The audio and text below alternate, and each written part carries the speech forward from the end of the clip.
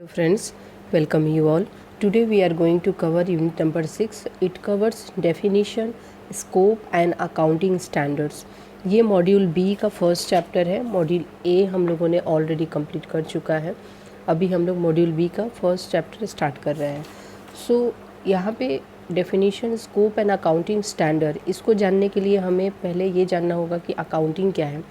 पहले के जितने भी चैप्टर्स हैं वो कैलकुलेशन रिलेटेड थे, जैसे कि बैंकों में किस टाइप से ईएमआई कैलकुलेट होता है और डिस्काउंटिंग फैक्टर क्या होता है, इस सब के बारे में हमने जाना. बट यहाँ से एक्चुअल अकाउंटिंग का डेफिनीशन प्लस आगे की उससे रिलेटेड टर्म्स के बारे में जानेंगे. तो starting with the introduction, it is mention here, accounting often is called language of business. The basic function of any language is to serve a means of communication.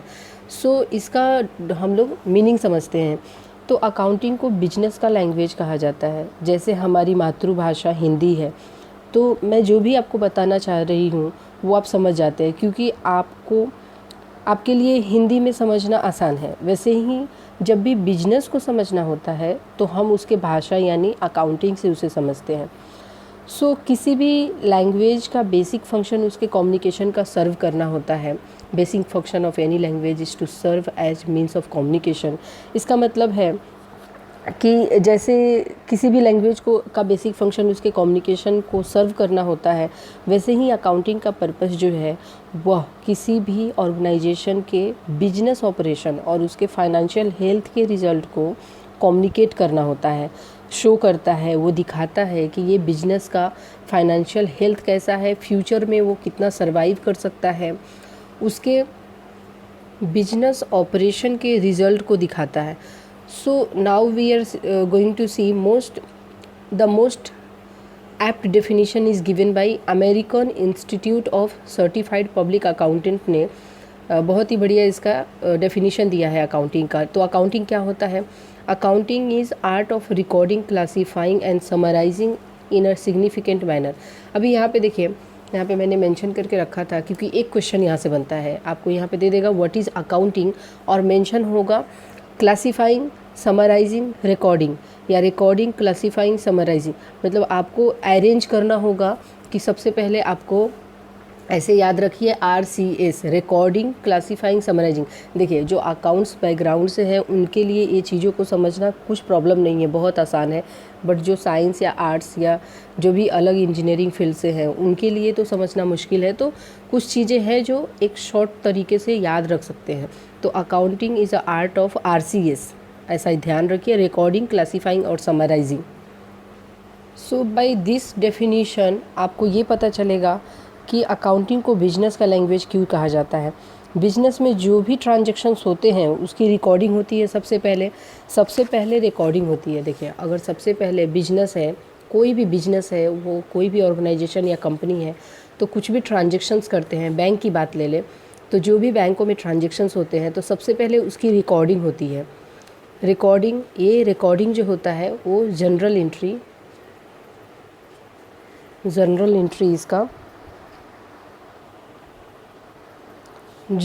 करते हैं. उसके बाद जो सेकेंड स्टेप है वो क्लासिफिकेशन की आती है. क्लासिफिकेशन, इसके केस में लेज़र एंट्री होती है. और उसके बाद जो आता है third one, that is summarising. इसके बेसिस पे हमें ट्रायल बैलेंस और फाइनल अकाउंट्स बनती है.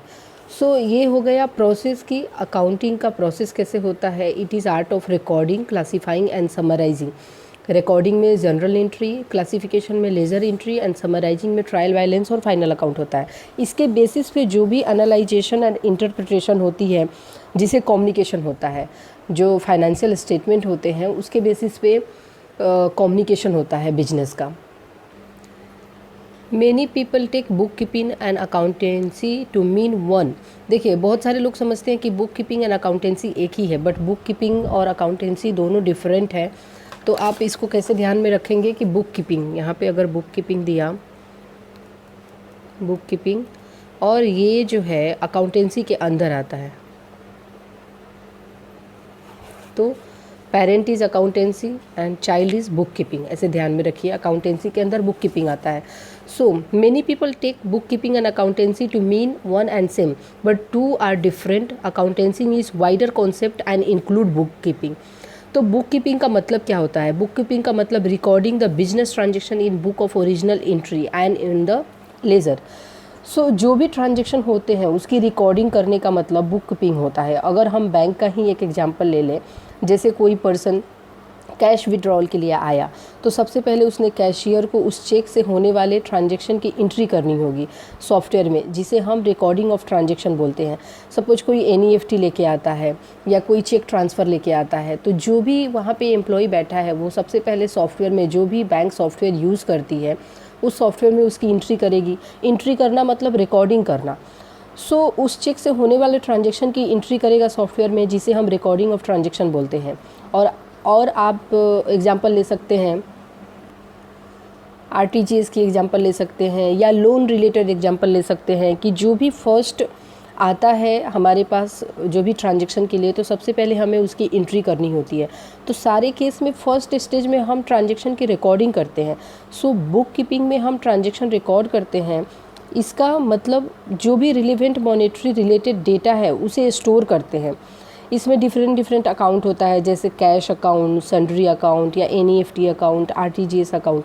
अभी देखिए, पहले ज़माने में सॉफ्टवेयर नहीं हुआ करती थी, उस समय हर एक अलग अलग टर्म्स के बुक बनते थे। जैसे ये कैश के ट्रांजैक्शन है तो कैश का बुक है, उसमें कैश रिलेटेड जितने भी ट्रांजैक्शन है वो लिखे जाते थे। तो ऐसे ही डिफरेंट बुक बनते थे, इसीलिए उसका नाम बुक कीपिंग पड़ गया। और उसके बाद हम देखते हैं अकाउंटेंसी। तो accountancy means the compilation of account in such a way that one in the position to know the state of affairs of the business. तो अकाउंटेंसी का मतलब अकाउंट का कंपाइलेशन करना, मतलब यह है कि एक सिस्टमेटिक प्रोसेस है जहाँ पे ट्रांजैक्शन की आइडेंटिफिकेशन से लेकर उसकी recording, measurement, classification, verification, summarisation और उसकी इंटरप्रिटेशन होता है, जिससे कि किसी भी बिजनेस ऑर्गेनाइजेशन की फाइनेंशियल हेल्थ और उसकी बिजनेस अफेयर्स को समझा जा सके। सो ये जो अकाउंटेंसी है एक स्पेसिफिक पीरियड का प्रॉफिट और लॉस को रिवील करता है। वो दिखाता है, दर्शाता है कि इस कंपनी ने इस ईयर में कितने प्रॉफिट और लॉस इसको हुआ है।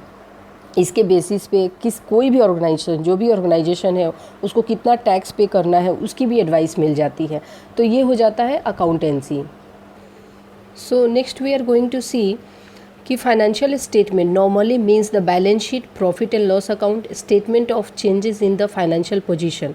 सो इसका मीनिंग क्या होता है ये हम लोग समझ लेते हैं। चलिए, अभी फाइनेंशियल स्टेटमेंट दिया है, तो फाइनेंशियल स्टेटमेंट कैसे बनता है? फाइनेंशियल स्टेटमेंट बनाने के लिए सबसे पहले तो क्या, बुक कीपिंग है। यहाँ पे बुक कीपिंग, देन आपकी आती है जनरल एंट्री, जर्नल एंट्री करते हैं, देन आप उसको लेज़र एंट्री करते हैं। उसके बाद देन आप ट्रायल बैलेंस बनाते हैं, एंड उसके बाद आती है फाइनेंशियल स्टेटमेंट।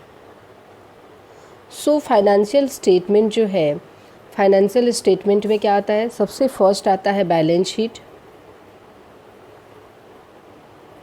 नेक्स्ट आता है profit and loss account, and then आता है नोट्स ऑफ द अकाउंट।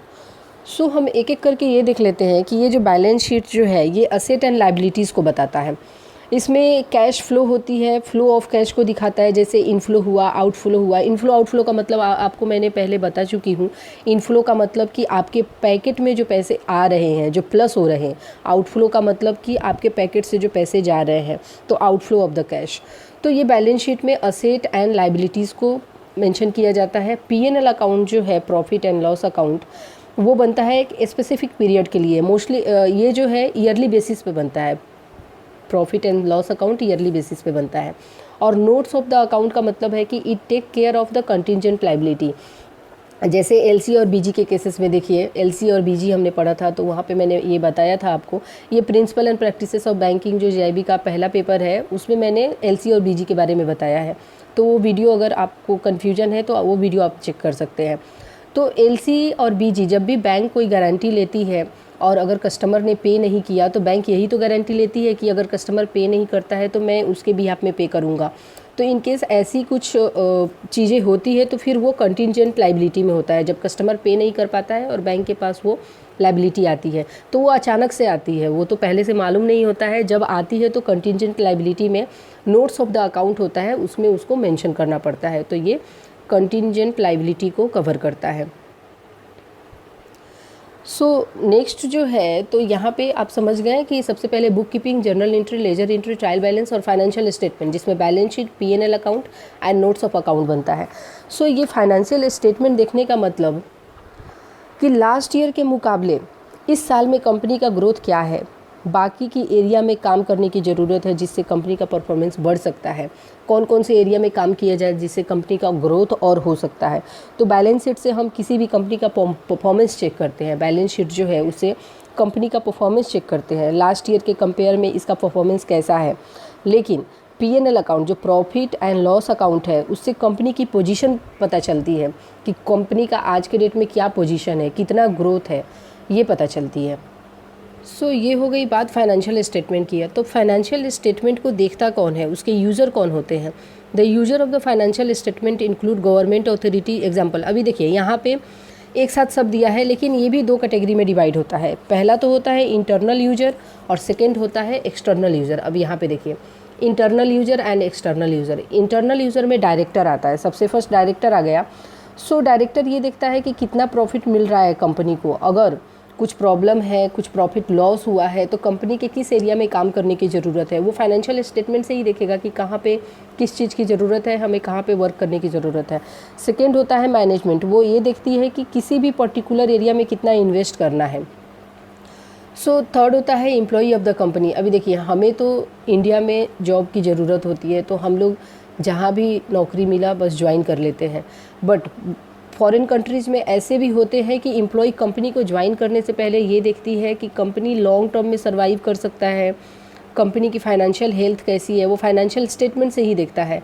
सो उस केस में क्या होता है कि एम्प्लॉय भी देखता है। Then owner of the company, company का जो मालिक होता है वो उसके फाइनेंशियल स्टेटमेंट से ही उसकी फाइनेंशियल हेल्थ को देख पाता है। देन एक्सटर्नल यूज़र में कौन आता है, इनकम टैक्स डिपार्टमेंट, टैक्स अपने प्रॉपर भरा है, फाइनेंशियल स्टेटमेंट से शो करता है कि कितनी टैक्स लाइबिलिटी आपकी है और आपने कैसे टैक्स को पे किया है, सेल्स टैक्स भी हो गया। Then share holder, share holder of the company ये देखेंगे कि कितनी कमाई हुई है कंपनी की, उस बेसिस से वो इन शेयर्स का उनको डिविडेंड मिल सकता है क्या, ये सारी चीज़ें डिसाइड होती है। देन इन्वेस्टर, इन्वेस्टर ये चेक करता है कि कंपनी का ग्रोथ कैसा है, मुझे इस कंपनी में इन्वेस्ट करना चाहिए या नहीं करना चाहिए। बिजनेस एसोसिएट, जैसे ज्वाइंट वेंचर वगैरह क्रिएट करना है किसी कंपनी के साथ तो बिजनेस एसोसिएट फाइनेंशियल स्टेटमेंट देख के पता करते हैं कि इस कंपनी के साथ हमें ज्वाइंट वेंचर करना है कि नहीं करना है। Then banks and financial institution, ये क्या करती है, बैंक्स जब भी लोन देती है तो फाइनेंशियल स्टेटमेंट को ही तो देखती है बैंक कि ये कंपनी को हम लोन दे सकते हैं कि नहीं दे सकते हैं, उसकी कैपेसिटी है पे करने की कि नहीं है। सो बैंक भी एक यूजर होता है फाइनेंशियल स्टेटमेंट का। Then accounting is a language of business communicating through, तो यही यहाँ पे सारी चीज़ें दिया हुआ है। नेक्स्ट आ जाता है any language has a set of rule called grammar, recording of event in account also has own set of rule.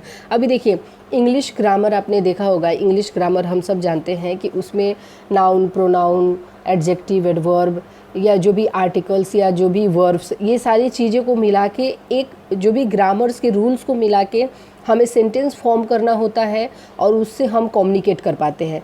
वैसे ही ये यहाँ पे अकाउंटिंग स्टैंडर्ड जो है ये सेट ऑफ ग्रामर है, ये सेट ऑफ रूल्स है जिसके बेसिस पे ये फाइनेंशियल स्टेटमेंट बनती है और इसको recording of event account has own set of rule और क्राइटेरिया, जिसके बेसिस पे अकाउंट का जो है रिकॉर्डिंग होता है और फाइनेंशियल स्टेटमेंट क्रिएट किया जाता है, फाइनेंशियल स्टेटमेंट बनता है।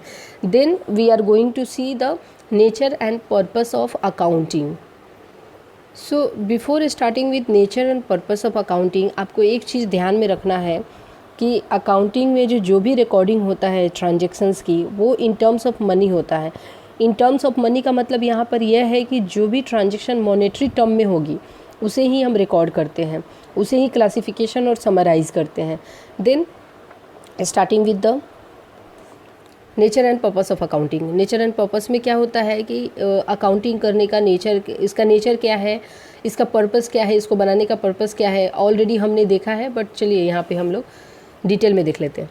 सो फर्स्ट है कि सिस्टमेटिक क्लासिफिकेशन। यहाँ पे देखिए, अकाउंटेंसी दस involve the following: systematic classification of business transaction for recording them in the books of account.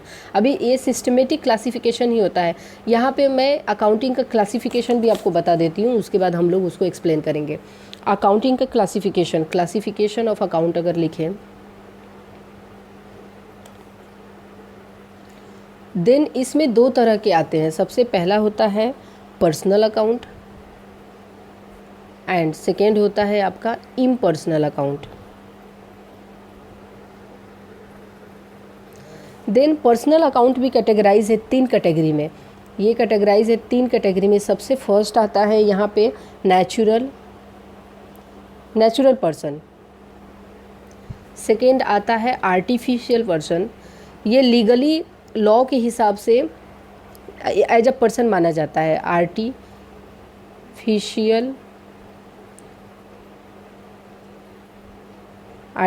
Person. And third आ जाता है रिप्रेजेंटेटिव पर्सन। सो 3 कैटेगरी है पर्सनल अकाउंट के। तो नेचुरल पर्सन कौन सा होता है? जो ह्यूमन बींग, जैसे कि कृष्णा अकाउंट, डेटर अकाउंट या क्रेडिटर अकाउंट, ये नेचुरल पर्सन में आ जाता है। और आर्टिफिशियल पर्सन मतलब लॉ के हिसाब से जिसको as a person, as a legal entity माना जाता है, तो वो आर्टिफिशियल पर्सन होता है। जैसे कि राम एंड कंपनी या वेदित एंड सन्स, सोसाइटी अकाउंट हो गया, बैंक अकाउंट हो गया, गवर्नमेंट बॉडी जैसे म्यूनिसिपल कॉरपोरेशन हो गया, तो ये सारी चीज़ें आर्टिफिशियल अकाउंट में आता है।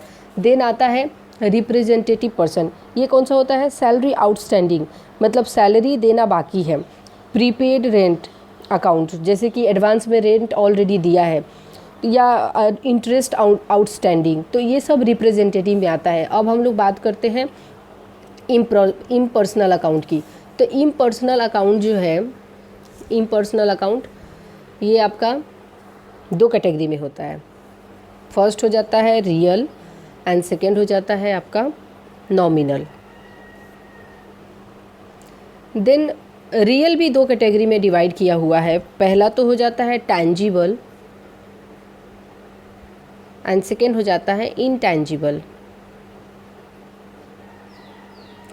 और नॉमिनल का भी 2 कैटेगरी है। पहला हो जाता है loss and expenses and second हो जाता है gains and incomes. So tangible जिसे हम जिसे हम टच कर सकते हैं, टैंजिबल अकाउंट जिसे हम टच कर सकते हैं, जैसे कि furniture account, cash account, building account, stock account, ये सारे अकाउंट जो है वो टैंजिबल में आ जाता है। बट इनटैंजिबल की बात करते हैं तो जिसे हम छू नहीं सकते, जिसे हम टच नहीं कर सकते हैं, तो वो इनटैंजिबल अकाउंट में आता है। जैसे कि ब्रांड हो गया, पेटेंट राइट हो गया, कॉपीराइट हो गया, गुडविल हो गया, ट्रेडमार्क हो गया, तो ये सारी चीज़ें इंटैंजिबल में आती है। एंड लॉस एंड एक्सपेंसेस में क्या आता है?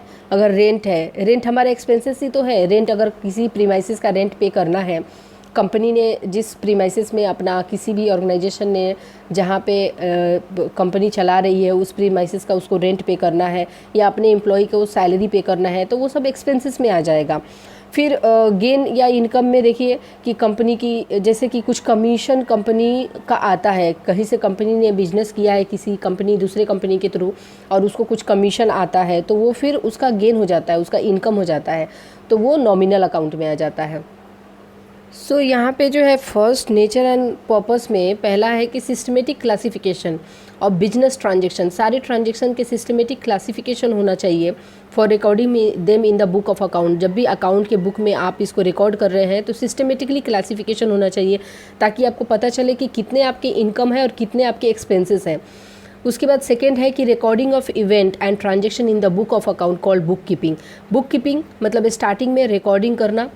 उसके बाद आता है third, summarising the recorded event in the preparation of the trial balance from the ledger. जो अभी मैंने आपको बताया ना कि सबसे पहले बुक कीपिंग करना है, देन आपका जो है जनरल एंट्री होगा, फिर लेजर एंट्री होगा, फिर ट्रायल बैलेंस बनेगा, उसके बाद interpreting the financial transaction from the recorded data and financial statement, उसको हमें इंटरप्रेट करना, मतलब कंपनी के जो मैनेजमेंट है उनको उस डेटा को इंटरप्रेट करना और एनालाइज करना होता है। The feature of accounting, accounting के क्या फीचर है, डेफिनीशन से ही आपको मालूम चल गया होगा कि इसके फीचर्स क्या हैं। तो accounting is a art of recording, classifying, summarising. अभी देखिए रिकॉर्डिंग, क्लासीफाइंग एंड समराइजिंग आपको इतनी बार मिलेगा कि आपको ये आरसीएस भी ध्यान में रखने की ज़रूरत नहीं है, ऐसे ही याद हो जाएगा कि recording, classifying and summarising is called the art of accounting, is called the accounting. तो accounting is a art of recording, classifying and summarising business transaction. It is not only record the business transaction but also record them in the orderly manner. अभी कुछ भी transactions, जो भी बैंकों के transaction या जो भी किसी ऑर्गेनाइजेशन के ट्रांजेक्शन हैं, उसको एक ऑर्डरली मैनर में लिखना ही अकाउंटिंग कहलाता है। It also classify business transaction according to their nature before recording them in the books of account. Example, all purchase transaction are first entered in the purchase register.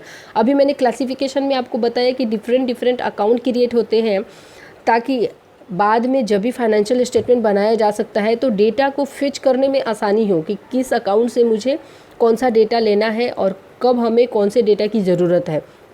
तो ये help करता है कि total purchase एक साल जो भी specific period के लिए आप क्रिएट कर रहे हैं तो आपको पता चलेगा कि इस पीरियड में कितना कंपनी ने परचेज किया, तो वो परचेज रजिस्टर होगा जिसमें परचेज अकाउंट होगा जिसमें आपको मेंशन करना होगा। Accounting also summarise the data recorded in the books of account at present the systematic way क्या है, trial balance, profit and loss account and balance sheet, यही तीनों तो क्रिएट किया जाता है। देन आ जाता है accounting record the transaction in term of money. अभी मैंने आपको बताया कि मनी के टर्म में जो भी मॉनेटरी वैल्यू है उसी के टर्म में अकाउंटेंसी होती है, जिसकी वैल्यू मनी के टर्म में नहीं है उसकी रिकॉर्डिंग नहीं होती है। So accounting record business transaction bye expressing them. अभी बताया ना कि एलसी और बीजी का जो एग्जांपल मैंने दिया कि जब तक वो कंपनी के ऊपर लाइबिलिटी नहीं थी हमने मेंशन नहीं किया, बट जैसे ही वो कंटिंजेंट लाइबिलिटी में आ गई तो नोट्स ऑफ अकाउंट में हमें मेंशन करना पड़ा कि वो जैसे वो मॉनेटरी टर्म में आ जाती है तो फिर आपको यहाँ पे बैलेंस शीट और प्रॉफिट एंड लॉस में उसको आपको दिखाना पड़ता है। ऐसे साइड में नोट्स ऑफ अकाउंट एक बना के रखेंगे कि ठीक है ये कंटिंजेंट लाइबिलिटी हो सकती है, बट जैसे ही उसकी मॉनेटरी वैल्यू आई तो आपको बैलेंस शीट और पीएनएल में आपको दिखाना पड़ेगा कि हाँ ये जो एलसी या बीजी है वो हमें अब बैंक को पे करना है। फिर थर्ड आ जाता है कि accounting record only the transaction of financial character. Accounting record only those event and transaction that at financial nature. यहाँ पे सारे मेंशन ये हैं कि जो मॉनेटरी वैल्यू है जिसका मनी के टर्म में, फाइनेंशियल ट्रांजेक्शन के टर्म में जिसका कैरेक्टर होता है उसकी रिकॉर्डिंग होती है। देन बात आती है accounting also interprets the financial data. ये डेटा को इंटरप्रेट करता है। The business transaction event record in the books of account also interpret by accounting. The interpretation help in making meaningful decision in future. Data को interpret करने से ही meaningful decision बन सकती है कि अभी कंपनी की पोजीशन क्या है, अभी कंपनी का जो है फाइनेंशियल हेल्थ कैसा है, तो फ्यूचर में बेहतर बनाने के लिए आज हम क्या कर सकते हैं, तो वो सारी इंटरप्रिटेशन यहाँ पे होती है। उसके बाद आ जाता है the purpose and objective of accountancy can be briefly listed. इसका पर्पस और ऑब्जेक्टिव जो है यहाँ पे टॉपिक वाइज दिया हुआ है। सबसे पहला है कि सिस्टमेटिक रिकॉर्ड। देखिए यहाँ से भी एक क्वेश्चन बनता है, यहाँ से क्वेश्चन ऐसा बनता है कि पर्पस ऑफ अकाउंटिंग क्या होता है या पर्पस एंड ऑब्जेक्टिव में अकाउंटिंग में ये कौन से करेक्ट है। तो पहला दिया होगा सिस्टमेटिक रिकॉर्ड। सेकेंड होगा कि ascertain the rule of operation, जो भी अकाउंटिंग के रूल है उसके हिसाब से ये जो है फॉलो करता है और अकाउंटिंग बनती है। रिकॉर्ड ट्रांजेक्शन जो है रिकॉर्ड होते हैं। थर्ड आता है कि ascertain the financial position of the business. ये जो है बिजनेस के फाइनेंशियल पोजीशन को बताता है कि अभी कंपनी की हेल्थ कैसी है, फाइनेंशियली कितनी स्टेबल है। देन आ जाता है फैसिलिटेट रेशनल डिसीजन मेकिंग। जब भी फाइनेंशियल स्टेटमेंट देखेंगे उसके बेसिस पे आप डिसीजन, जो मैनेजमेंट है वो डिसीजन ले लेगी कि should be part of product made in factory और परचेज फ्रॉम आउटसाइड। मतलब हम जैसे कोई मैन्युफैक्चरिंग कंपनी है तो वो सोचेगी कि अब इस कोई भी एक प्रोडक्ट है कि हमारे पास, हम ऐसे स्टेज में हैं कि हम खुद मैन्युफैक्चर करें कि हम बाहर से उसको ख़रीदें।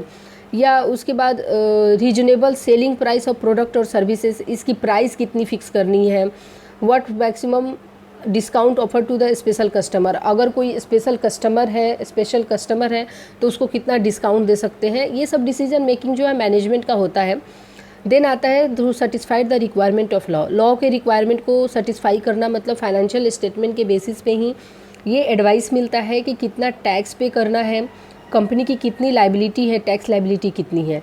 सो उसके बाद देखिए एडवांटेज ऑफ फाइनेंशियल अकाउंटिंग, जो अभी हमने पढ़ा वही यहाँ पे एडवांटेज में आएगा कि provide information useful for making economic decision में को बनाने के लिए हेल्पफुल इंफॉर्मेशन प्रोवाइड करता है। Serve primary those user who are limited authority ability to resource to obtain information and who are really on financial statement on their principal source of information about the economic activity। अभी देखिए मैंने बताया अभी कि users इसके होते हैं जिसमें सेल्स टैक्स या इनकम टैक्स ऑफिसर्स हो गए, डिपार्टमेंट हो गई, या इन्वेस्टर्स हो गए, या आपके बिजनेस एसोसिएट्स हो गए, तो या शेयर होल्डर हो गए। तो इन लोगों को इधर से यहाँ से फाइनेंशियल पोजीशन पता चलती है, जिससे कि इन्फॉर्मेशन पता चलती है कि मुझे इस कंपनी में इन्वेस्ट करना चाहिए कि नहीं करना चाहिए। तो हमने जो डिस्कस किया है वही यहाँ पे पॉइंट के रूप में एडवांटेज में दिया है। अब उसके बाद हम लोग देखते हैं कि हिस्टोरिकल पर्सपेक्टिव क्या है। The historical accounting indicate the evolutionary pattern which reflect the changing socio economic condition and the in large purpose of which accounting is applied. तो यहाँ पे अकाउंटिंग के कुछ हिस्टोरिकल पर्सपेक्टिव है, जिसमें सबसे पहला है स्टीवर्डशिप अकाउंटिंग। सो मैं वन बाय वन आपको मीनिंग बता देती हूँ कि ये हिस्टोरिकल पर्सपेक्टिव में जितने भी अकाउंटिंग मेंशन हैं उन सब के डेफिनेशन आप एक बार गो थ्रू करिएगा। मैं आपको इसका आसान तरीके में इसका मीनिंग बता देती हूँ। तो स्टीवर्डशिप अकाउंटिंग क्या होता है? स्टीवर्डशिप का मतलब होता है वर्क और job of taking care of something. So stewardship means एक पर्सन जो ओनर के बिहाफ में एज एन एजेंट काम करता है और उसके मनी या रिसोर्सेज को मैनेज करता है। वैसे ही स्टीवर्डशिप अकाउंटिंग का मतलब है it means it provide obligation to provide financial information relating to the resources and money which they control but do not own. मतलब वो उसका मालिक नहीं है, बट जब भी रिक्वायरमेंट पड़ेगी तो वो फाइनेंशियल इंफॉर्मेशन को वो प्रोवाइड करेगा। इसका जो है ऑब्लिगेशन होता है, ये जो स्टीवर्डशिप मतलब जो एजेंट होता है, he is oblige to give, he is oblige to provide all the information required. जो भी फाइनेंशियल आपको जो भी फाइनेंशियल इंफॉर्मेशन चाहिए वो आपके बिहाफ में देगा, बट ये ओनर नहीं होता है। Stewardship accounting in the sense is associated with the need of business owner to keep record of their transaction, the property, tools they own, date they owe and the date other owe them। तो ये जो stewardship accounting जो देखता है उसका सिर्फ obligation होता है कि फाइनेंशियल स्टेटमेंट फाइनेंशियल डेटा को प्रोवाइड करे, वो उसका मालिक नहीं होता है, एज ए एजेंट काम करता है। फिर आता है फाइनेंशियल अकाउंटिंग। ये तो one of the most important accounting कहलाता है। तो इसके केस में फाइनेंशियल अकाउंटिंग का मतलब है कि सपोज आप एक मैन्युफैक्चरिंग का बिजनेस शुरू करना चाहते हैं, तो उसके लिए कुछ इक्विपमेंट, इन्वेंट्रीज़ की रिक्वायरमेंट होगी। अभी आपने बहुत नाम सुना होगा, येवले एग्जांपल दे रही हूँ मैं, ये ओनली फॉर एग्जांपल है। येवले चाय का नाम बहुत सुना होगा, अमृत तुल्य चाय, येवले चाय। तो ये सपोज ये येवले वाले ने जब भी चाय की बिज़नेस शुरू की होगी तो इसने सबसे पहले क्या सोचा होगा कि मुझे टी बनाने के लिए, चाय बनाने के लिए कुछ इक्विपमेंट की ज़रूरत पड़ेगी। तो इसके केस में क्या है कि कुछ अगर शुरू करना चाहता है बिजनेस तो उसके लिए इक्विपमेंट या इन्वेंट्री की रिक्वायरमेंट होती है। तो जो भी फंड आप इक्विपमेंट ख़रीदने में लगाएंगे वो आपका कैपिटल होता है। तो यहाँ पे ये डिस्टिंग्विश होता है कि आप और आपका बिजनेस दोनों डिफरेंट चीज़ है, दोनों डिफरेंट है, दो एंटिटी, दो मतलब एक आप हो गए और एक कंपनी हो गई, दोनों अलग अलग, दोनों डिफरेंट होता है। तो आप जो भी कैपिटल इन्वेस्ट कर रहे हैं वो कंपनी के लिए लाइबिलिटी होती है, इसीलिए तो कैपिटल बैलेंस शीट के लाइबिलिटी साइड में आता है। जो भी कैपिटल आप डाल रहे हैं ना बिजनेस में, वो liability side of balance sheet में आता है। तो फाइनेंशियल अकाउंट से हमें प्रॉफिट एंड लॉस अकाउंट और फाइनेंशियल पोजीशन कैसी है इसके बारे में इंफॉर्मेशन मिलती है। देन आता है आपका यहाँ पे कॉस्ट अकाउंटिंग। नेक्स्ट आता है कॉस्ट अकाउंट। तो कॉस्ट अकाउंटिंग क्या है? तो ये फाइनेंशियल अकाउंट में कुछ ड्रॉबैक्स हैं, कुछ लिमिटेशंस हैं, जिसकी वजह से कॉस्ट अकाउंटिंग का इन्वेंशन हुआ। तो इसमें क्या है कि कॉस्ट अकाउंटिंग की ज़रूरत पड़ती है, जैसे पर यूनिट कॉस्ट को निकालना है, कैलकुलेट करना है। किसी भी प्रोडक्ट या सर्विसेज का पर यूनिट कॉस्ट जब आप कैलकुलेट करते हैं तो वो कॉस्ट अकाउंटिंग के केस में आता है। देन हम लोग देखते हैं, देखिए इसमें डेफिनीशन आप आराम से एक बार गो थ्रू कर लीजिए, बट मैं आपको ऐसे आसान शब्दों में बता देती हूँ कि सबका मीनिंग क्या है। तो अब आता है मैनेजमेंट अकाउंटिंग। सबसे पहले मैनेजमेंट क्या है? तो मैनेजमेंट एक प्रोसेस है जो स्टाफ, ग्रुप्स और पीपल को कंट्रोल करती है। इसका मतलब कि मैनेजमेंट जो है कंपनी के बनाए गए रूल्स को मानती है, ओबे करती है और रूल्स फ्रेम भी करती है, उसको मॉडिफाई करती है। जब भी ज़रूरत पड़ता है तो रूल्स को मॉडिफाई भी करती है। एंड देन मैनेजमेंट अकाउंटिंग क्या होता है? तो मैनेजमेंट अकाउंटिंग, पहले तो हम अकाउंटिंग सब जानते हैं कि फाइनेंशियल स्टेटमेंट के थ्रू कम्युनिकेट करने का प्रोसेस होता है। तो अकाउंटिंग फाइनेंशियल स्टेटमेंट के थ्रू कम्युनिकेट करने का प्रोसेस होता है, और मैनेजमेंट जो होती है वो कुछ रूल फ्रेम करती है, रूल ओबे करती है और मैनेज करती है। ये एक प्रोसेस है जो कंपनीज़ के सारे डेटाज़ को, पीपल को, ये सारी चीज़ों को मैनेज करती है। तो मैनेजमेंट अकाउंट क्या होती है? तो मैनेजमेंट अकाउंट में कंपनी के मैनेजर्स जो है या मैनेजमेंट जो है वो इंफॉर्मेशन के बेस पे इन्वेस्टमेंट का प्लान बनाते हैं। जैसे कि कुछ जैसे ये कंपनी में मुझे इन्वेस्ट करना चाहिए कि नहीं करना चाहिए, किस एरिया में काम करना चाहिए, वो सारी चीज़ें मैनेजमेंट अकाउंट में देखी जाती है। फिर आता है सोशल रिस्पॉन्सिबिलिटी अकाउंटिंग। अब देखिए, ये सोशल रिस्पॉन्सिबिलिटी अकाउंटिंग जो है, इसका मतलब क्या होता है कि the management are being held responsible for not only efficient conduct of business as express in profitability.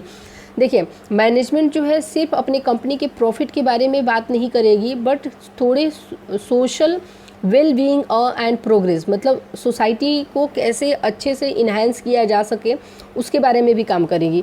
तो लाइक आपने देखा होगा, बहुत बार न्यूज़ में सुना होगा कि टाटा ने इतना इन्वेस्ट किया स्वच्छ भारत में, इन्वेस्ट किया मतलब दिया, दान दिया बोल सकते हैं। जैसे कि टाटा ट्रस्ट का एक जिला स्वच्छ भारत प्रेरक करके वाटर क्राइसिस से लड़ने के लिए बनाया गया है। तो उसको इंडियाज़ न्यू सैनिटेशन वॉरियर्स जो के नाम से जाना जाता है। जैसे कि इन्फोसिस ने स्वच्छ भारत अभियान के तहत टॉयलेट बनाने के लिए फंड दिए, जिसमें स्कूल्स में टॉयलेट बनाया जा सके स्वच्छ भारत अभियान के तहत। जैसे विप्रो कंपनी है। तो ये सब तो बड़ी बड़ी कंपनियां हो गई, बट छोटी कंपनियां भी कितना सोशली प्रोग्रेस के लिए, वेल बीइंग के लिए कंट्रीब्यूट कर रही है। तो वो सोशल रिस्पॉन्सिबिलिटी अकाउंटिंग में आता है, कि जहाँ पे ये देखा जाता है कि सिर्फ कंपनी के प्रॉफिट पे ना ध्यान देते हुए, मतलब प्रॉफिट पे ध्यान देना ज़रूरी है, बट प्रॉफिट से आया तो सिर्फ कंपनी में ना लगा के थोड़ा उसको सोशली भी डिस्ट्रीब्यूट किया जा सके। देन आता है कंट्रीब्यूट किया जा सके। देन आता है human resource accounting. Human resource accounting में क्या होता है? अभी देखिए, हम या आप जो भी हैं, जब भी कंपनी ज्वाइन करते हैं, बैंक ज्वाइन करते हैं, तो हमें ट्रेनिंग मिलती है। तो मतलब जो भी कंपनी में पैसे आते हैं वो थोड़ा ह्यूमन रिसोर्स डेवलपमेंट के लिए भी काम आए। जो भी उसके वर्कर्स हैं, एम्प्लॉई हैं, उनको नॉलेज दिया जाए, उनको ट्रेन किया जाए, वो कमिटेड एम्प्लॉय बनाया जाए कि उस ऑर्गेनाइजेशन के लिए लॉन्ग टर्म के लिए। क्योंकि अगर बैंक आपको ट्रेनिंग दे रही है, आप पे इन्वेस्ट कर रही है, तो वो चाहेगी कि आप एक लॉयल्टी मेंटेन करें, बहुत सालों तक आप उस बैंक के लिए काम करें। तो ये आता है ह्यूमन रिसोर्स अकाउंटिंग में। देन आता है इन्फ्लेशन अकाउंटिंग। तो इन्फ्लेशन अकाउंटिंग का मतलब होता है, it means current purchasing power of the company. इसे पास्ट प्राइस से कंपेयर किया जाता है। जैसे कि अभी चलिए एग्जांपल ले लेते हैं। आज के डेट में 2020 का जो अभी डेट चल रहा है, तो आज के डेट में आप सबको पता है कि कोरोना की वजह से लॉकडाउन चल रहा है। तो इस टाइम में फ्रूट्स एंड वेजिटेबल, बहुत ही सिंपल एग्जांपल हम लोग ले रहे हैं, फ्रूट्स एंड वेजिटेबल की कीमत जो है कंपेयर करें प्रीवियस नॉर्मल दिनों से तो बढ़ गई है, क्योंकि सप्लाई कम हो रही है। लॉकडाउन की वजह से सप्लाई कम हो रही है और डिमांड ज़्यादा है। तो सप्लाई कम हो रही है और डिमांड चीज़ों की ज़्यादा हो गई है, इस वजह से जो है महंगाई बढ़ गई है। ये सिर्फ एग्जांपल के लिए मैं बता रही हूँ कि अभी फ्रूट्स मतलब फाइबर युक्त चीज़ें खाने को चारों तरफ से सलाह मिल रहा है। तो वेजिटेबल्स या फ्रूट्स, मतलब इम्यूनाइजेशन को स्ट्रॉन्ग कैसे किया जाए इस सिचुएशन में। तो जब डिमांड चीज़ों की बढ़ जाएगी तो फिर वो महंगाई बढ़ जाती है। तो फिर ये इन्फ्लेशन अकाउंटिंग, मतलब पास्ट में हम कितना खरीद पाते थे और आज के डेट में हम कितना खरीद पा रहे हैं। पैसे की रुपए की कीमत जो है वो कमज़ोर हो जाती है महंगाई बढ़ने से। देन तो वो इन्फ्लेशन अकाउंटिंग में होता है। तो आप रिलेट कर लीजिए, वो बिजनेस से रिलेट कर लीजिए उसको आप। फिर देखिए origin of accounting principle, accounting principles का जो है ओरिजिन कहाँ से हुआ था, कैसे हुआ था, उसके बारे में यहाँ पे दिया था। यहाँ से मोस्टली कभी क्वेश्चंस तो नहीं आते हैं, बट एक जानकारी के लिए यहाँ पे आप देख सकते हैं कि accountancy and book keeping are as old as money itself. जितना पुराना मनी है, रुपया है, पैसे का कॉन्सेप्ट जितना पुराना है उतना ही पुराना अकाउंटेंसी एंड बुक कीपिंग है। भले ही वक्त के साथ जो है चीज़ें बदलती है, मॉडिफिकेशन होता है, अमेंडमेंट होता है और बेहतर हो जाती है, बट कॉन्सेप्ट तो ये बहुत पुराना है। तो सबसे पहले ग्रीक, रोमन और इजिप्ट या Babylonian had will develop record and maintain a good system and record keeping. मतलब हर एक सेंचुरी में बताया कि 13th सेंचुरी, 14th सेंचुरी में क्या हुआ, 15-16 में क्या हुआ, 16-17 में देखिए attempt England and Holland to design the rule of double entry. सबसे पहले बुक कीपिंग आया, फिर उसके बाद सिंगल एंट्री बुक कीपिंग था, फिर डबल एंट्री हो गया, फिर balance sheet, PNL, financial statement, ये सब बनाने का रूल आया। तो 19th सेंचुरी में ये सब आ गया। फिर यहाँ पे देखिए in India accountancy and book keeping were practice in a scientific from 20th century ago during the regime of king Chandragupta Kautilya, one of the minister who wrote book of accountancy name the Arthashastra. अब देखिए हम लोग बोलते हैं कौटिल्य, जिनको हम लोग चाणक्य के नाम से जानते हैं, उन्होंने एक बुक लिखा था अर्थशास्त्र इंडिया में। तो वो कितना पुराना है, चंद्रगुप्त मौर्य के टाइम का है। तो उस टाइम से जो है अकाउंटेंसी का इम्पोर्टेंस इंडिया में है। तो in India the old method of accounting, जिसको ये देखिए यहाँ से एक क्वेश्चन बन जाता है कि old method of accounting is called नमा method is still in use. It is also called Mahajani, Marwari या देसी मेथड भी कहा जाता है। तो आपको वहाँ पे मेंशन होगा कि नमा मेथड में को क्या क्या बोला जाता है, और एक गलत ऑप्शन होगा यहाँ पे महाजनी, मरवारी और देसी लिखा होगा, और एक फोर्थ कुछ लिखा होगा। तो आपको वो मेथड गलत करना है। एमएमएस से याद रख सकते हैं इसको, महाजनी, मरवारी और देसी मेथड को नमा मेथड कहा जाता है, जो ओल्ड अकाउंटिंग मेथड होता है। देन हम लोग one of the most important accounting standard in India, यहाँ से कम 2 क्वेश्चन आ जाते हैं कि अकाउंटिंग स्टैंडर्ड क्या है और हर एक अकाउंटिंग स्टैंडर्ड किसको रिप्रेजेंट करती है, उसके बारे में यहाँ पे हम लोग जानेंगे। सो फ्रेंड्स, मुझे लगता है कि ये जो है वीडियो बहुत लंबा हो जाएगा, तो अकाउंटिंग स्टैंडर्ड इन इंडिया को and it's definition and scope, इसको मैं दूसरे वीडियो में आपको प्रोवाइड करती हूँ। सो